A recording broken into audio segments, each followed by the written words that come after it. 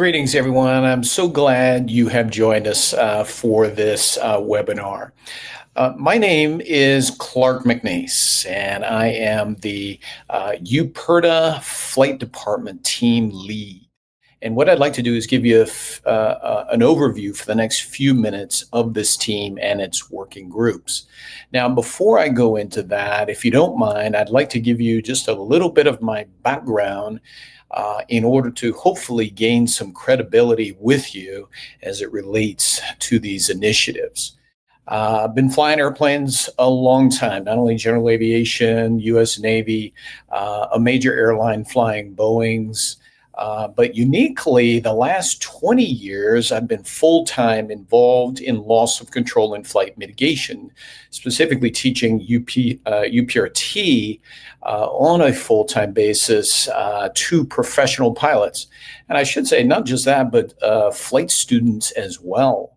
And it's been not only a fun ride, but a challenging one because for me at the company, I was with APS, and we have really tried to zero in on the skill gaps that pilots have that contribute to loss of control in flight.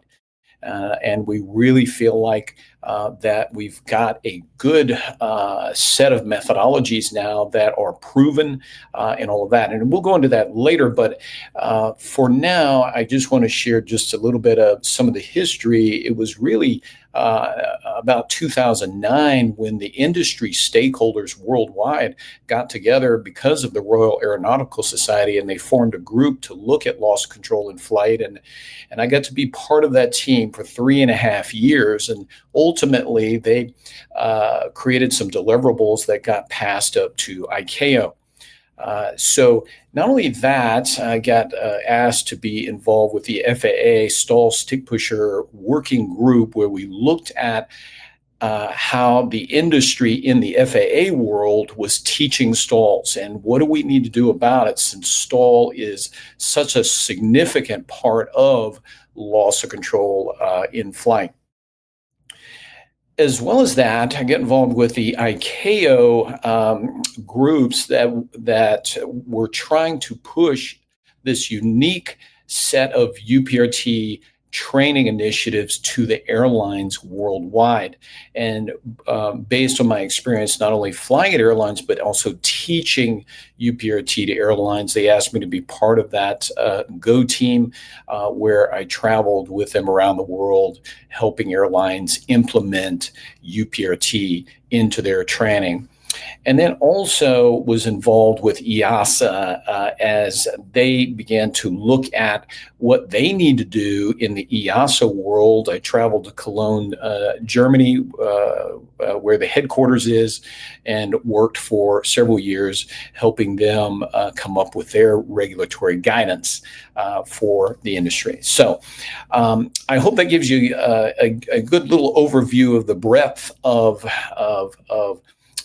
and depth that I have involved in this area. So now what I want to do is introduce you to the two working groups that comprise this team. It's the Executive Corporate Part 135 Operator Working Group, which is led by my colleague, Randy Brooks, another very seasoned aviator and instructor, specifically been involved in teaching UPRT full-time for the last 14 years. But he brings great credibility and experience that will help this particular focus area. Not only that, we have another working group, the Government Military Working Group, led by Nick Trelia, another very seasoned aviator professional involved not only from the U.S. Navy, but to the corporate world, contracting and things. And he also was a full-time UPRT instructor for about 10 years. You'll hear more about these two individuals in the follow-on videos. So for now, let me go into the overview of our team and what we're trying to target, right? For me as the lead, I'm trying to empower these two UPRTA working groups as domain-specific experts to generate evidence-based, actionable outputs that will mitigate operational loss of control and flight risk. And that's really the whole purpose of UPRTA is to, again, focus in on loss of control and flight mitigation. We want to as well advance UPRT integration. Why? Because UPRT is the industry recognized mitigation to loss control in flight, and help get this into the diverse flight environments, such as in the government area, like law enforcement, FBI, militaries of all kinds, and the corporate world too. We want to produce some deliverables that will raise the bar on training relevance and quality. It would be nice if we could just rely on our current regulatory training guidance, but it is not sufficient. In fact, it's contributing to our problem. So we have to go beyond that. We need a paradigm shift in the way we train. And you're going to hear more about that as we go through these webinars and you hear about what we're trying to accomplish. Now, specifically, the team for the rest of 2025, we're trying to assess our talent manpower needs. It is no small chore to look at these areas of the industry and find out what's going on, but also what do they need, and provide resources and guidance. So we need to determine whether we need more help in this area. We also want to document the organic best practices that are going on out there. Now, we can tell you that in general, there's not a lot, but we know there are pockets out there, and we want to make sure that we capture those. There's been good best practices that have been put out from the industry stakeholders, but what's going on in the industry organically, we want to find out. Now, there are some SOP enhancements that some organizations have done to help address this problem. For instance, the U.S. Army. The U.S. Army's been training with APS for over 20 years, and due to that training, they realized they needed to enhance some of their SOPs based on the training that they had been and continue to receive from APS. Also, we want to document some of the implementation success stories, such as the U.S. Army. Since they implemented some significant UPRT for their fixed-wing pilots, they've had numerous saves, and we would like to capture those. And then the final thing we'll do this year is come up with our remaining objectives. Now, here are the objectives we have thus far for 2026.